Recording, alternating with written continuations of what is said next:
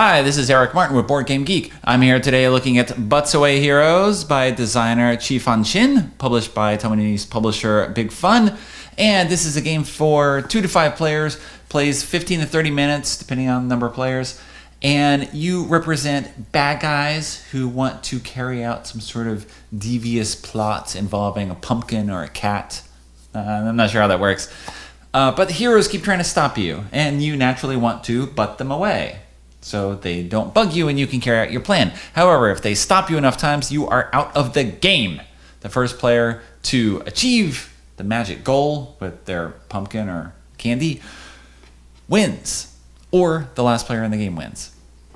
How does it work? Here are the components in Butts Away Heroes. We have our 5 protagonists, these stand-up figures. We've got the objects that we're trying to collect. We've got a regular D6. We have a cave and a castle. That's where we start, where we try to go to, and then where we have to get back to with our treasure. We have 4 mystery cards, and we have 5 hero decks, which represent the heroes who try to stop us. Each of them color-coded specifically so that this guy who is completely not Superman goes after me, who is not at all a creeper. Okay. Each deck has the same cards in it, same 6 cards. We have 2 cards that are move back 2 or 3, 1 move ahead 1 or back 1, move ahead 2. How we play is each player takes their deck, we shuffle it up, you keep 2 cards for yourself, and put the other 4 in the middle. Okay, so there'll be 4 red, there'll be 4 green, you take these 4 mystery cards, and you shuffle them, and then use them to create a path that you'll move on over the course of the game. We'll put our cave down here in the corner, castle up here up top. Right, these will be our player characters. These are the treasures that we're trying to get. These guys, out of play. Okay, shuffle your deck, and then lay it out. Oh, shuffle a little more here. So these heroes, if you encounter them while you're moving around, will stop you from doing what you want to do. The more players you are, the more cards are in the path, and the longer the game will be.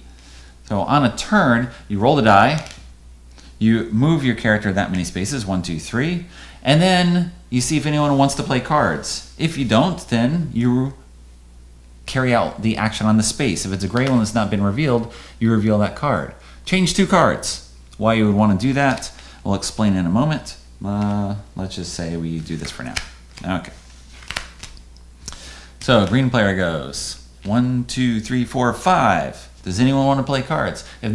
Okay, everyone has decided they want to play or not play. If you end your movement on a space that matches the color of your figure, you have encountered your nemesis there. The hero who always tries to stop you.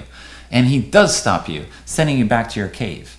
This card, though, you gain some information, goes into your hand. So now you have an additional movement card.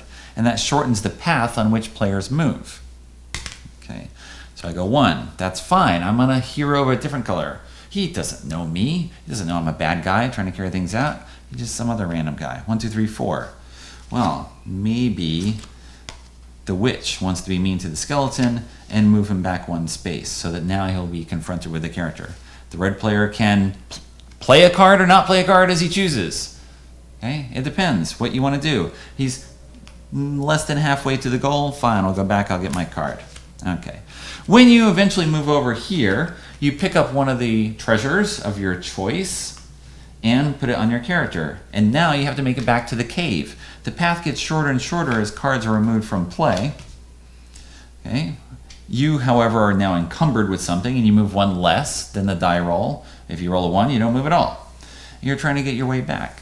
So that's how the game works. The challenge comes in saying that if all the cards of your color are removed from play, that hero has stopped you 4 times. Well, he's finally figured out that how you're getting out of Arkham Asylum or wherever you happen to be kept, and he's figured out a way to stop you. You are out of the game. Okay?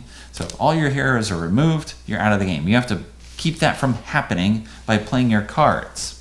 Or maybe you try to set up chain reactions so that if the green player moves and lands on this space, if the green player is removed and goes back to the cave, this space is no longer existing in the trail. The yellow player has to go back. And now the yellow player is on his nemesis. Okay.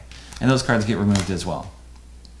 That's how the game progresses. You go until someone reaches the cave with the treasure and wins, or there's only one person still running out at large. There is a rundown of Butts Away Heroes, which I played now twice on a press copy from Big Fun, once with 3 players and once with 4. As you can tell from the description, it's a roll and move game. People still make roll and move games, and that's why it's ages 6 and up. It's good for that audience in terms of rolling, moving. Maybe you play cards, maybe you don't. All right, see what happens here. You got some thought in terms of when you want to play things, mess with other people, or you want to save yourself potentially in the future, depending on what others do to you or what you roll. It's kind of neat how the path shortens up over time. So even though you slow down once you get a treasure, the game escalates because everything becomes, more intense in terms of how things move around. You get to manipulate the path with the cards that let you change spaces. So of course you can set up traps for other people or try to save yourself.